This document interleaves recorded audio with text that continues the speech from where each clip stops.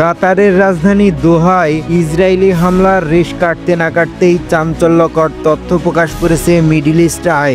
দোহায় হামাস নেতাদের হত্যা করতে বিমান হামলা চালায় তেল আবিব। যদিও ওই হামলা থেকে হামাস শীর্ষ নেতারা রক্ষা পেয়েছেন, এই হামলার ঘটনায় ফুঁসছে কাতার। নিন্দা জানিয়েছে ইসরায়েলের মিত্র পশ্চাৎসহ আরব বিশ্ব।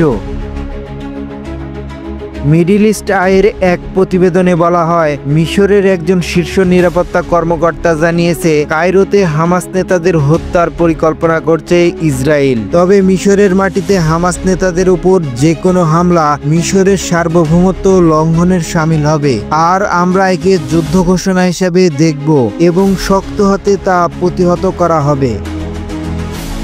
কায়রোতে হামাসের শীর্ষ পর্যায়ের নেতা বসবাস করেন এমন তথ্যই ইসরায়েলের হাতে থাকলেও মিশর তা কখনো আনুষ্ঠানিকভাবে স্বীকার করেননি। যদিও গাজার বর্তমান যুদ্ধের আতিথেয় তারা মিশরে বসবাস করে আসছেন। নিরাপত্তার কারণে তাদের পরিচয়ের সংখ্যা এবং সঠিক অবস্থান বরাবরই গোপন রাখা হয়েছে।